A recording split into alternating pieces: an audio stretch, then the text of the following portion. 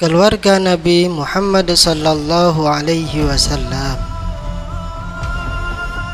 Keluarga Nabi Muhammad sallallahu alaihi wasallam dikenal dengan sebutan keluarga Hashimiyah. Nama ini dinisbatkan kepada kakeknya, Hashim bin Abdul Manaf. Oleh karena itu, ada baiknya jika menyebutkan sekilas tentang keadaan Hashim dan keturunan sesudahnya. Hashim, seperti telah kami sebutkan sebelumnya, Hashim adalah orang yang memegang urusan air minum dan makanan Bani Abdul Manaf. Hashim sendiri adalah orang yang kaya raya dan terhormat. Dialah orang yang pertama kali memberikan remukan roti bercampur kuah kepada orang-orang yang menunaikan ibadah haji di Mekah. Dia juga orang yang pertama kali membuka jalur perjalanan dagang 2 kali dalam 1 tahun bagi orang-orang Quraisy, yaitu sekali pada musim dingin dan sekali pada musim kemarau. Di antara momen kehidupannya, dia pernah pergi ke Syam untuk berdagang. Setiba di Madinah, dia menikah dengan Salma binti Amruh dari Bani Adi bin An-Najjar dan menetap di sana bersama istrinya. Lalu dia melanjutkan perjalanannya ke Syam, sementara istrinya tetap bersama keluarganya yang saat itu sedang mengandung anaknya, yaitu Abdul Muttalib. Namun Hashim meninggal dunia setelah menginjakkan kaki di Palestina. Kemudian Salma binti Amruh melahirkan Abdul Muttalib pada tahun 497 Masehi dengan nama Syaibah, karena ada rambut putih atau uban di kepalanya. Hashim mempunyai 4 putra, yaitu As'ad, Abu Saifi, Nadlah, dan Abdul Muttalib.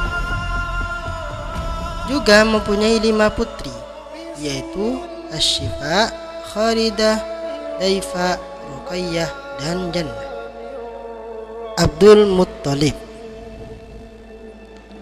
sebagaimana yang telah kita singgung pada bagian terdahulu, bahwa penanganan air minum dan makanan sepeninggal Hashim ada di tangan saudaranya, yaitu Al-Muttalib bin Abdul Manaf, seorang laki-laki yang terpandang, dipatuhi dan dihormati di tengah kaumnya, yang dijuluki orang-orang Quraisy dengan sebutan Al-Fayyad atau sang dermawan, karena memang dia adalah orang-orang yang dermawan. Tak kala Al-Muttalib mendengar bahwa Syaibah atau Abdul Muttalib sudah tumbuh menjadi seorang pemuda, maka dia mencarinya. Setelah keduanya saling berhadapan, kedua mata Al-Muttalib meneteskan air mata haru. Lalu dia pun memeluknya dan dia bermaksud membawanya. Namun Abdul Muttalib menolak ajakan itu, kecuali jika ibunya mengizinkannya. Kemudian Al-Muttalib memohon kepada ibu Abdul Muttalib, tetapi permohonannya itu juga ditolak. Al-Muttalib berkata, sesungguhnya dia akan pergi ke tengah kerajaan bapaknya dan tanah suci Allah Ta'ala. Akhirnya ibunya mengizinkan. Abdul Muttalib pun dibawa ke Mekah dengan dibonceng di atas untanya. Sesampai di Mekah, orang-orang berkata, inilah dia Abdul Muttalib. Al-Muttalib berkata, celakalah kalian, dia adalah anak saudaraku Hashim. Abdul Muttalib menetap di rumah Al-Muttalib hingga menjadi besar. Kemudian Al-Muttalib meninggal dunia di Yaman, maka Abdul Muttalib menggantikan kedudukannya. Dia hidup di tengah kaumnya dan memimpin mereka seperti yang dilakukan oleh bapak-bapaknya terdahulu. Dia mendapatkan kehormatan yang tinggi dan cinta dan dicintai di tengah kaumnya yang tidak pernah didapatkan oleh bapak-bapaknya. Namun, Naufal, adik bapak Abdul Muttalib atau pamannya sendiri, merebut sebagian wilayah kekuasaannya, yang membuat Abdul Muttalib marah, sehingga dia meminta dukungan kepada beberapa pemimpin Quraisy untuk menghadapi pamannya. Namun mereka berkata, "Kami tidak ingin mencampuri urusan antara dirimu dengan pamanmu." Maka dia menulis surat yang ditunjukkan kepada paman-paman dari pihak ibunya, yaitu Bani An-Najjar, yang berisikan beberapa bait syair yang intinya meminta pertolongan kepada mereka. Salah seorang pamannya, yaitu Abu Sa'ad bin Adi, membawa 80 pasukan berkuda, lalu singgah di pinggir Mekah. Kemudian Abdul Muttalib menemui pamannya di sana dan berkata, "Mari singgah ke rumahku, wahai pamanku." Pamannya berkata, "Tidak, demi Allah, kecuali setelah aku bertemu Naufal." Lalu Abu Sa'ad mencari Naufal yang saat itu sedang duduk di Hijr bersama beberapa pemuka Quraisy. Abu Sa'ad langsung menghunus pedang dan berkata, "Demi Rabbnya Ka'bah, jika engkau tidak mengembalikan wilayah kekuasaan anak saudariku, maka aku akan menebas pedang ini ke batang lehermu." Naufal berkata, "Aku sudah mengembalikannya." Pengembalian ini dipersaksikan oleh para pemuka Quraisy. Baru setelah itu Abu Sa'ad bin Adi mau singgah di rumah Abdul Muttalib dan menetap di sana selama 3 hari. Setelah itu dia melaksanakan umroh lalu pulang ke Madinah. Melihat perkembangan ini, maka Naufal mengadakan perjanjian persahabatan dengan Bani Abdu Syam bin Abdul Manaf untuk menghadapi Bani Hashim. Bani Khuza'ah yang melihat dukungan Bani An-Najjar terhadap Abdul Muttalib berkata, "Kami juga melahirkannya sebagaimana kalian melahirkannya. Oleh karena itu, kami juga lebih berhak mendukungnya." Hal di atas bisa dimaklumi karena Ibu Abdul Manaf berasal dari keturunan mereka, sehingga mereka memasuki Darun Nadwah dan mengikat perjanjian persahabatan dengan Bani Hashim untuk menghadapi Bani Abdu Syam yang sudah bersekutu dengan Naufal. Perjanjian persahabatan inilah yang kemudian menjadi sebab penaklukan Mekah. Di antara peristiwa penting yang terjadi di Baitul Haram semasa Abdul Muttalib adalah penggalian sumur Zam-Zam dan peristiwa pasukan gajah. Abdullah adalah bapak Nabi Muhammad SAW. Ibunya adalah Fatimah binti Amr bin Aid bin Imran bin Makhzum bin Yaqzah bin Murrah. Abdullah adalah anak Abdul Muttalib yang paling bagus dan paling dicintainya. Abdullah inilah yang mendapat undian untuk disembelih dan dikorbankan sesuai dengan nadar Abdul Muttalib. Ringkasnya, setelah anak-anaknya sudah berjumlah 10 orang dan tahu bahwa dia tidak lagi mempunyai anak, maka dia memberitahukan nazar yang pernah diucapkan ketika menangani sumur Zam-Zam kepada anak-anaknya.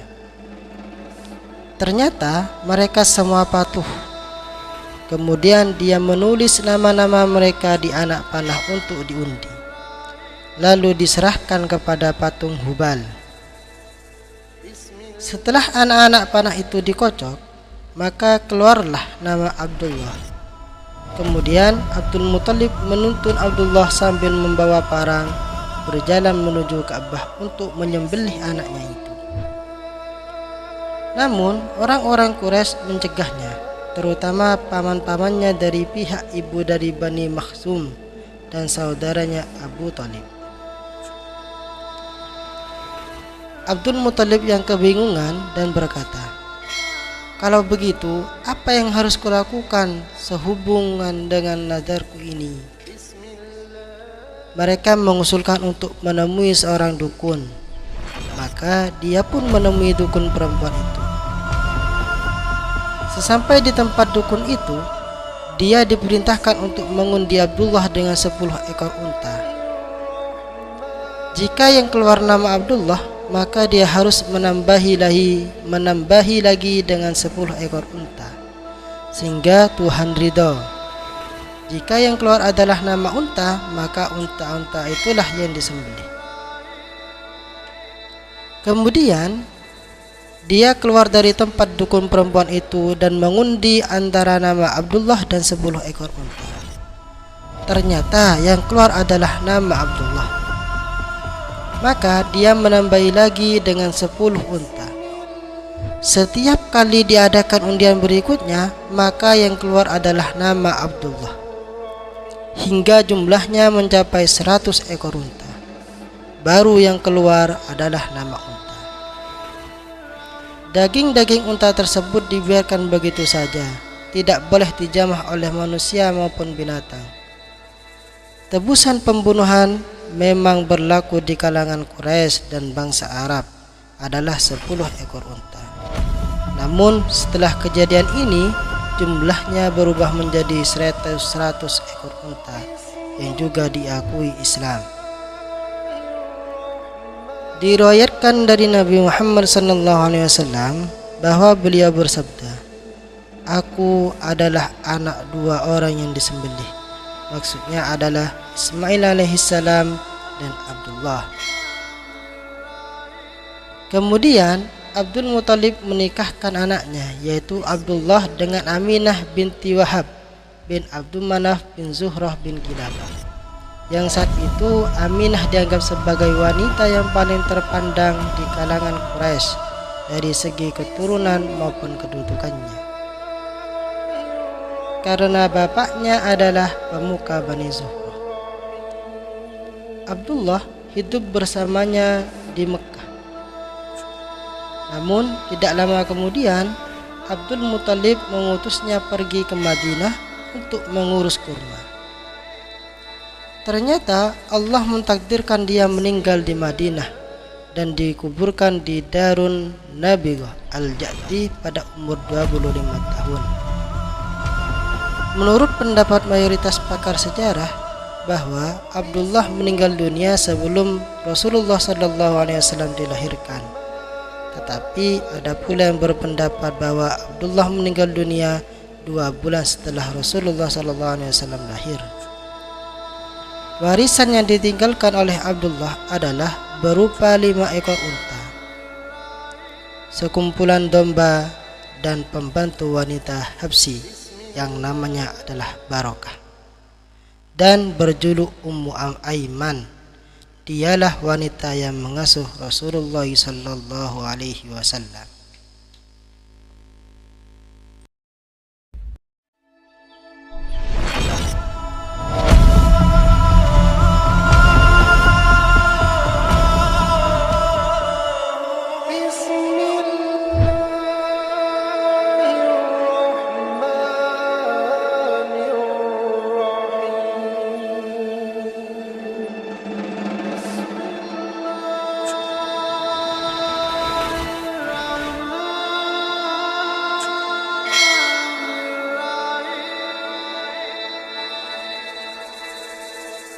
بسم الله